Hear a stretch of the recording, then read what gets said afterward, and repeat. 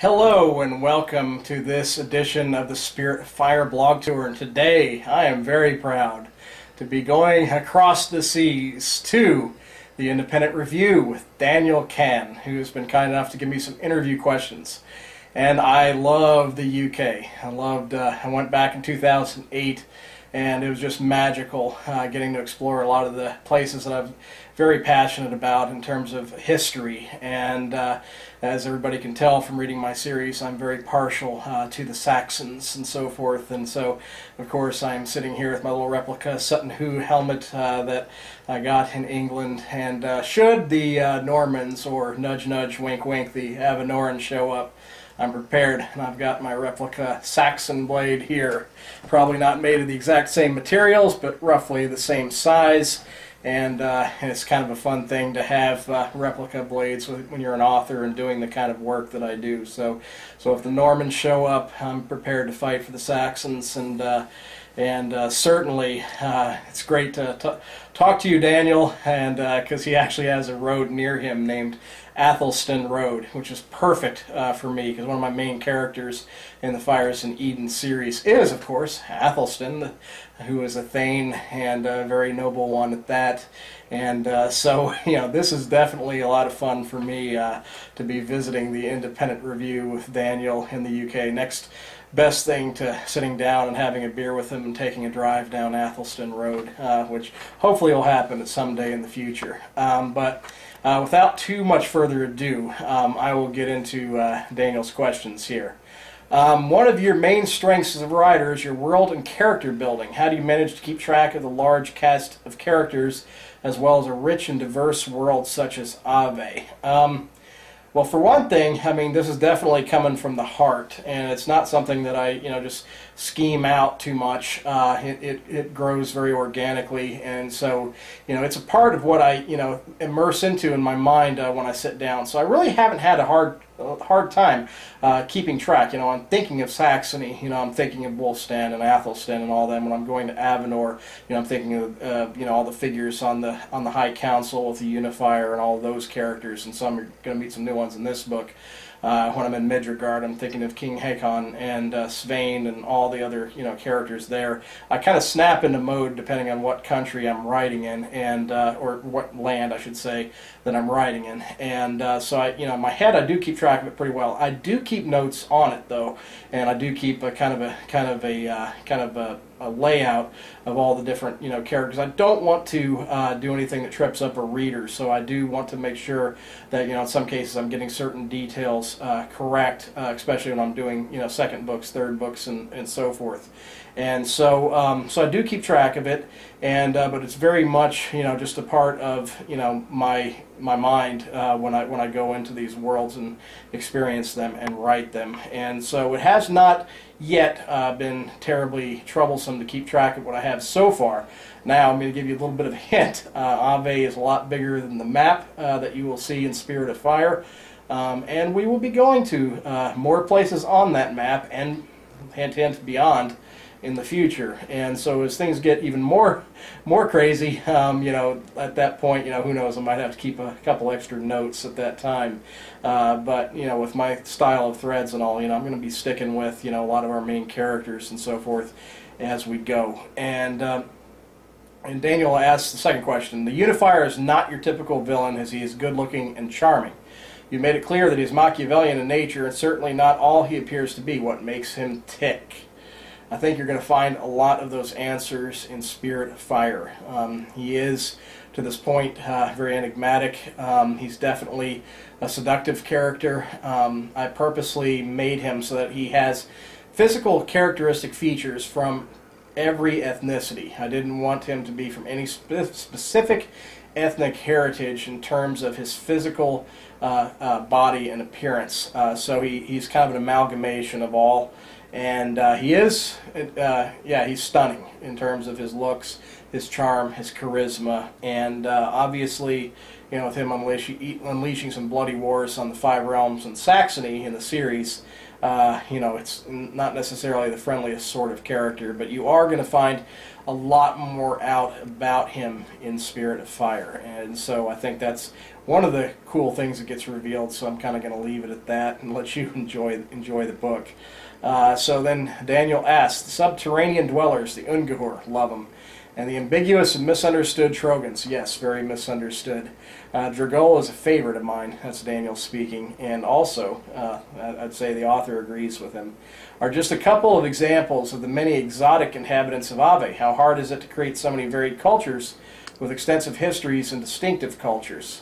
That's just the part of, I think, good world-building approaches. And that's actually one of the things that I really learned a lot about as a writer, going through my first drafts of what became Crown of Vengeance, and then also with the Exodus Gate, my other series. And learning to put that kind of breadth and depth into the cultures that I had that were actually based on something, like in the case of Saxony or Midgard, and learning, all the different nuances about what it takes to construct a realistic culture, applying that same mindset to the invented ones like the Ungehor, like the Trogans, like the Adagar, and you're going to be meeting a few more in the future. And but those, having the same content for those cultures as the ones that are more historically based on something, I think is the key to making a rich, real culture, and keeping them very, very much aligned in terms of how they impact the reader. And so I don't think it's that hard once you have the mindset of what it takes to have a thoroughly developed culture. You just have to apply it to your original ones, as well as obviously the ones that are more historically based. And now Daniel asks, I understand that Spirit of Fire will introduce the first ones, as well as a couple of very interesting looking female characters. Yes, I think you've been looking at the artwork. Without giving too much away, what can readers expect from this eagerly anticipated entry? Oh yes, I think this is going to be a very fun part of Spirit of Fire. I can't get into the first ones too much because of what they are and how they're revealed in Spirit of Fire, but they do have something to do with the Elder, and they do have something to do with the First War, the war, the Great War that's been occurring, between the forces loyal to Jabelos and their assault on Palladium, and in terms of the kind of the non-physical world. And so it has something to do with that, and that's about the only clue I want to give at this point. And as far as the female characters go, I mean, the people who have seen the artwork have seen this picture of a woman with a bow and two very large wolves next to her. And I will say, yeah, that's a character that you're going to meet in Spirit of Fire, and you're going to meet a whole new order in Midgard that you're just absolutely going to love. Well, you've kind of met them in a way already. You've met them in Dream of Legends a little bit, because when the vessels, come to the Five Realms, you do encounter a few of them, the Ulfhednir and the Berserks, and this is the order that this new character is a part of, and so you're going to be learning quite more about that for sure. And then the two very fine-looking women that are seated in the chairs in the artwork. Yes, Morrigan and Giriel. And what I can say about them is, both are members of the High Council of the Unifier in Avalos, and I can say that one is a wizard of the race of wizards, and one is a sorceress. And so you definitely have a lot to look forward to both of them. They both are going to be very significant characters, and don't let their stunning looks fool you. These are two ladies that are very, very dangerous. So so watch out for them, and they're going to be a whole lot of fun for readers, I think. Daniel's final question is, finally, you clearly do a lot of historical research. Oh yes. How do you manage to put so many different layers into the series? Not many books include contemporary concerns, politics, philosophy, religion, and fantasy.